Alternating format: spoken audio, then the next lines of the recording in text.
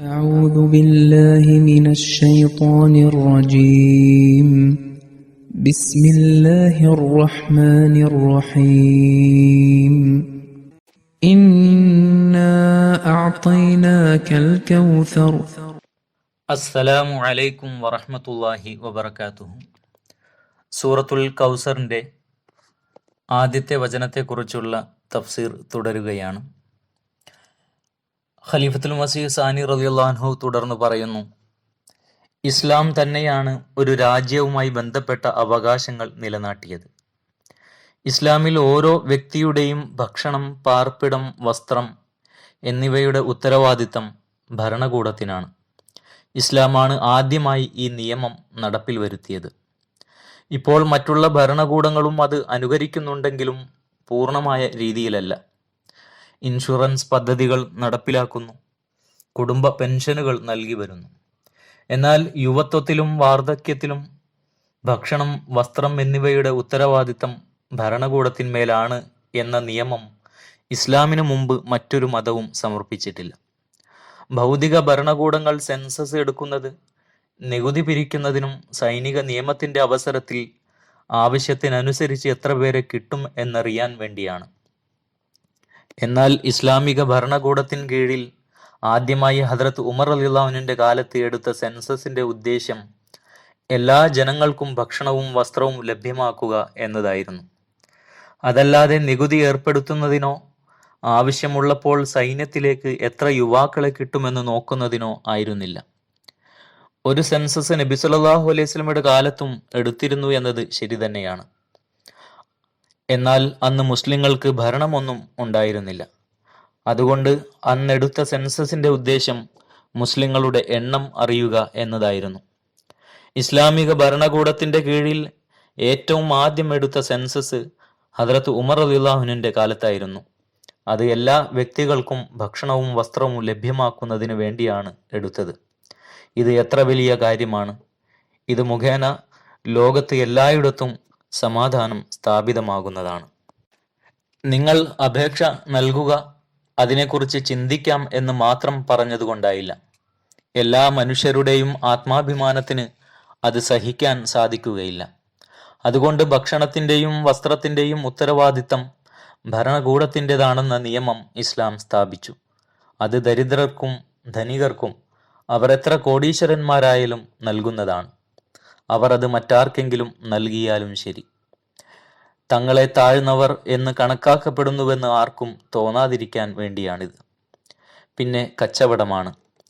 അതിനെ സംബന്ധിച്ചും ഇസ്ലാമിൽ പലതരത്തിലുള്ള നിയമങ്ങൾ നിശ്ചയിച്ചിട്ടുണ്ട്.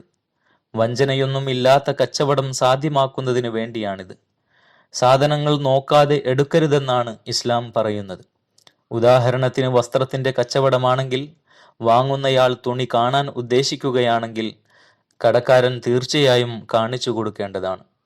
അതേപോലെ ഏതെങ്കിലും കടക്കാരൻ തൻ്റെ കസ്റ്റമറിനോട് നീ അത് കാണാതെ തന്നെ എടുക്കുകയാണെങ്കിൽ ഞാൻ വില കുറച്ചു തരാം എന്ന് പറയുന്നതും അനുവദനീയമല്ല.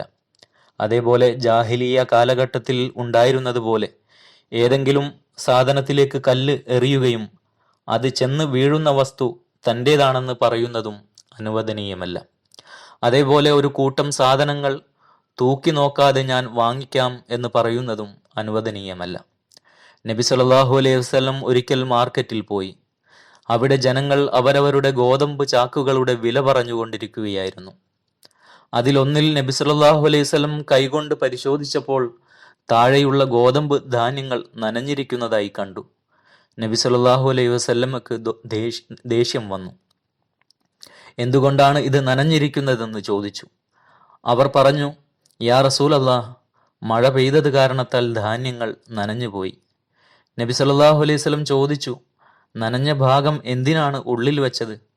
പിന്നീട് നബി ഈ രീതിയിലുള്ള കച്ചവടം അനുവദനീയമല്ലാതാക്കി.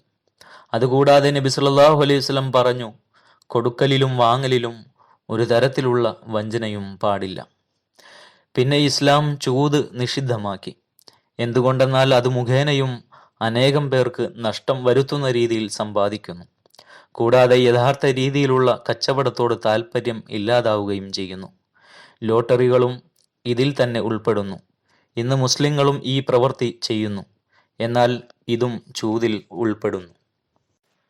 ചൂത് അത് ഏതു രൂപത്തിലാണെങ്കിലും അനുവദനീയമല്ല, അത് നിഷിദ്ധമാക്കിയിരിക്കുന്നു. പിന്നെ ഖുർആൻ പറഞ്ഞിരിക്കുന്നു, നിങ്ങൾ ഇടപാടുകൾ കരാറുകൾ നടത്തുമ്പോൾ അത് രേഖപ്പെടുത്തുക. യൂറോപ്പിൽ മെമ്മോ നൽകുന്ന രീതിയുണ്ട്. അവർ അതിൽ അഭിമാനം കൊള്ളുന്നു. എന്നാൽ ഈ നിയമം ഏറ്റവും ആദ്യം ഖുർആനാണ് സമർപ്പിച്ചത്. മുസ്ലിങ്ങൾ അത് ഉപേക്ഷിച്ചിട്ടുണ്ടെങ്കിൽ അത് അവരുടെ നിർഭാഗ്യകരമായ അവസ്ഥയാണ്. പിന്നെ പലിശയുണ്ട്. അതും ഇസ്ലാം നിഷിദ്ധമാക്കിയിരിക്കുന്നു. പലിശയും യഥാർത്ഥ രീതിയിലുള്ള കച്ചവടത്തിൽ നിന്നും തടയുന്നു. അതിൽ നടത്തിപ്പുകാർ മുന്നേറുന്നു, ബാക്കിയുള്ളവർ നഷ്ടത്തിലകപ്പെടുന്നു. പിന്നെ പണയമുണ്ട്. അത് അധീനതയിലുള്ളതും രേഖപ്പെടുത്തിയതുമായ രീതിയിലായിരിക്കണം. പിന്നെ ഇസ്ലാം ബൈഅ സലം അഥവാ മുൻകൂർ കച്ചവടം അനുവദിച്ചു. ഇന്ന് മുസ്ലിങ്ങൾ പലിശ വാങ്ങുന്നു, എന്നാൽ ബൈഅ സലം എന്ന ആ കച്ചവടത്തെ അനുവദനീയമല്ലാതാക്കുന്നു. സലം കച്ചവടം എന്നത് ചരക്ക് പിന്നീട് നൽകാമെന്ന വ്യവസ്ഥയോടെ വില മുൻകൂട്ടി വാങ്ങുന്ന കച്ചവട രീതിക്കാണ് പറയുന്നത്. മുസ്ലിം റളിയല്ലാഹു അൻഹു തുടർന്ന് പറയുകയാണ്, ഇസ്ലാം പലിശക്ക് പകരം സലം കച്ചവടത്തെ അനുവദനീയമാക്കിയിരിക്കുന്നു. ഇന്നത്തെ കാലത്ത് പലിശയെ സംബന്ധിച്ച് പൊതുവിൽ പറയുന്നത്, ഇത് ബാങ്കിന്റെ പലിശയാണ്, ഇത് വാങ്ങുന്നതിൽ എന്താണ് തെറ്റുള്ളത്? എന്നാൽ ഇത് തികച്ചും തെറ്റാണ്.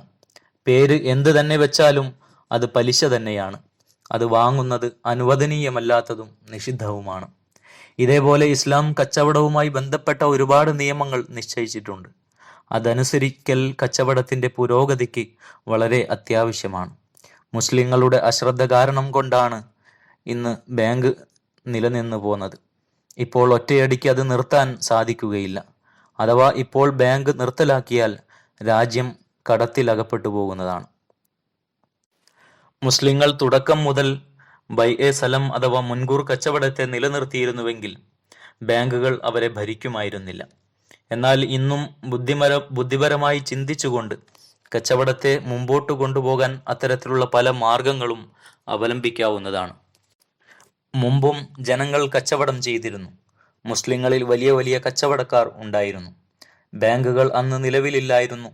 പലിശയുമായി ബന്ധപ്പെടാതെയാണ് അവരും കച്ചവടങ്ങൾ ചെയ്തിരുന്നത്. വാഖിറു ദഅവാന അനിൽ ഹംദുലില്ലാഹി റബ്ബിൽ ആലമീൻ.